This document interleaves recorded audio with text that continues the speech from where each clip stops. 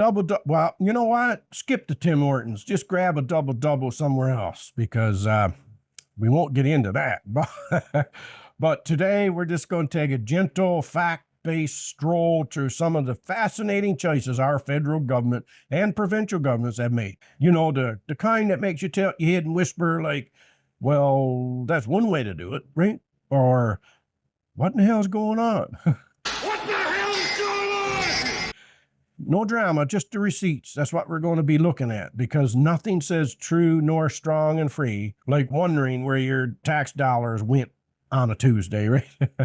So picture this, like the Golden Girl woman, right?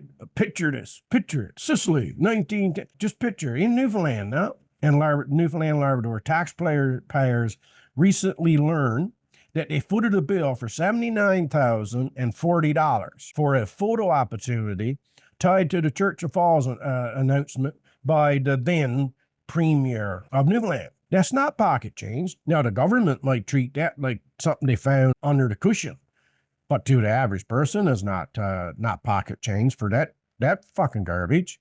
That's enough to cover a lot of local needs. But hey, when there's big news this year, why stand in front of a microphone when you can stage a scenic backdrop? Why not just waste money in a photo op? It's the kind of efficient communication that really connects with folks waiting for basic services. When a guy is digging through the dumpster looking for food and he looks in through a shop window and they got a TV on or something, and here's the photo op with the tearing up a piece of paper or something like that, he's so happy. That woman is so happy in the garbage dumpster looking for food when they see that. They're like so happy with the Premier. You know, it's a brilliant use of public funds. Almost like the government was investing in memories instead of infrastructure. You see the pattern. Governments love visuals. They fly, they pose, they announce. Meanwhile, the average citizen is just trying to keep lights on. Sarcasm aside, folks, when events cost 5 figures for optics, when something like the photo op hit those figures, it does raise a polite question. Could that money have fixed a pothole or two? You're taking your life in your hands in this province to go to work. You got to stop your vehicle. This is not exaggeration. You got to stop your vehicle to wait for opposing traffic so you can drive in the opposite lane as far as you can before you get over, because you got to drive 5 kilometers an hour because of so many potholes. No joke, no sarcasm in what I just said. Let's take priorities. Canada has a well-documented housing crisis. In major cities, young people, well, not only major cities, but young people are couch surfing into their 30s, and rents are eating up paychecks like you see the old people at Costco eating the free appetizers. The rents and mortgages, the rents is just taking almost all the paychecks. Millions struggle to find a place they can afford. At the same time, accessing a family doctor, well, good luck with that. Good luck trying to do that. Estimates from the government itself have put 6 million Canadians without a doctor. Wait times are longer, emergency rooms are busier, and international trained physicians sit on the sidelines as if we can't, and well, that's bad enough that they sit on the sidelines. But there's people in Canada that have changed their direction, that wanted to be doctors, but they changed because of the cost. They've went other areas because it would take less time to do. Very capable, but hey, there's people that can come here, and there's foreigners that can come and make dreams happen when people that's born and raised there cannot. Ask yourself why. Now we'll talk about the foreign aid. Under Prime Minister Mark Carney, Canada committed another $270 million to Ukraine for military capabilities, adding to a total support package in the billions with a B. That's on top of earlier pledges. Now, supporting allies during conflict is a policy choice that many countries make. I'm not against them. They are good if you can afford them. But when your own citizens can't see a doctor or afford rent or get medication, or they can't even live, it lands with a certain flavor. It leaves a bad taste in your mouth. It's almost impressive how government math works. You ever try government math? Comical. This is how government math works. The more domestic shortages you have, the more domestic suffering you have, you must be more generous to your commitments over there, somewhere else. That's government math. And then there's the broader aid flows, right? We can get into some of them. Like Canada sends substantial sums to Africa, and some have estimated, I don't know if it's true, but some have said it's 3 billion that was reported recently, over various projects. That's how much have been pledged or given. Somewhere in the mix of international development stories circulate, right? You hear the stories about funding. Well, it's not stories. It was just recently reported that they're given so many hundred million or so, I forget now, to warehouses in Africa, right? Storage facilities.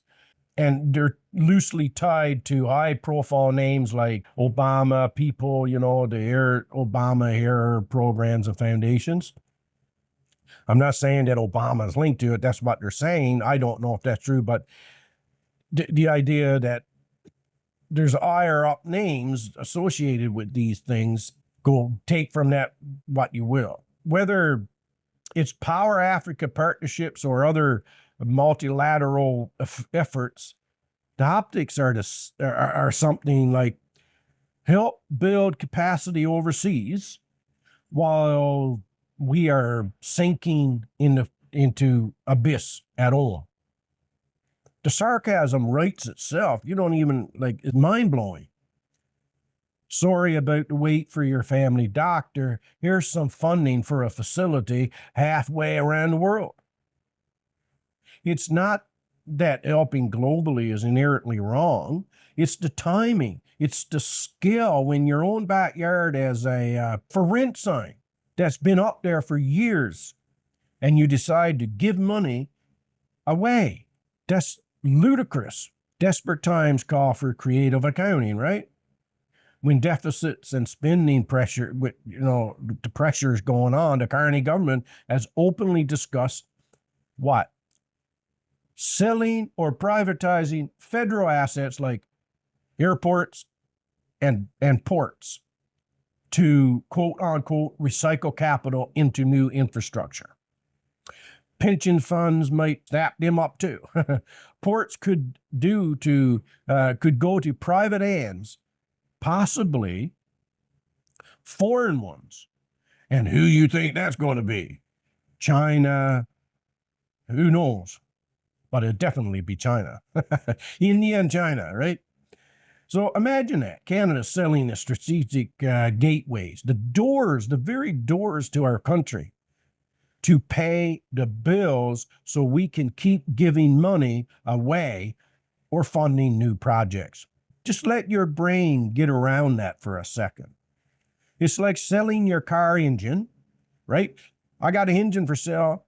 And you sell your engine so that you can buy a fancy hood ornament or some fancy spinning hubcaps. Sure, you get a little bit of money up front, but good luck trying to get anywhere. You can't go nowhere. You can't afford gas. You ain't got an engine. You got some nice hubcaps or a nice hood ornament. That's it. While the critics point out, national security and sovereignty angles, which are all true, but the government frames it as modernizing and unlocking value. Unlocking value, you don't even have any value. You don't have no money. You're borrowing money to give it away. So what value do you have? It's just a brilliant strategy, right? We all agree. That's wonderful. That's the best accounting ever. Raise revenue through better domestic policy, right? Why change your spending habits when you can just auction off some of the nation's entry points? Oh, they say future generations will thank us for creative bookkeeping. Yeah, right. How many people are happy when they get a loan from the loan shark to pay for an addiction of gambling? How many ends up laughing? Not many. ends up with a broken kneecap. Somewhere along the line, somebody's going to be coming for their money. And that's why he's already selling ports and airports, or thinking about it, because somebody is knocking and saying, where's my money? Well, we're working on giving you this. Just give me another 2 months. Right? I have your money in 2 months. If you can't laugh at it, you'll just get depressed. And all this is not isolated. There's so many layers to this. Regional development agencies, green slush funds, infrastructure, banks, and billions allocated with mixed results. And it's usually a lot of corruption. Just the pandemic alone, there was billions and billions and billions paid out, and to people and businesses that didn't deserve it. No oversight. Why should you? It's not your money, right? It's not their money, the government's money. It's taxpayers' money, so they don't care. Canada per person debt and spending trajectory keeps climbing, while our core services are almost non-existent. Housing targets slip, healthcare shortages gets worse, and the response is often more announcements, more trips, more commitments abroad, more promises abroad. It's a master class in priorities that feel, well, to me, it feels inverted. It's like living in the upside down world. So there you have it, a government that excels at photo ops in Newfoundland, generous international pledges amid domestic doctor and housing shortages and infrastructure problems, funding distant projects with sometimes fuzzy, high-profile ties, and floating the idea of selling airports and ports, balancing the books. Not even balancing the books. If they sold it and paid off their debt, one thing, but they don't even do that. They just sells it so they can give it away. All happening in the true North strong and free. It's not malice. It's just a very particular way of running things, right? They got their way of running things, and it's stupid. One that makes you appreciate the value of well-placed. Maybe we should fix home first.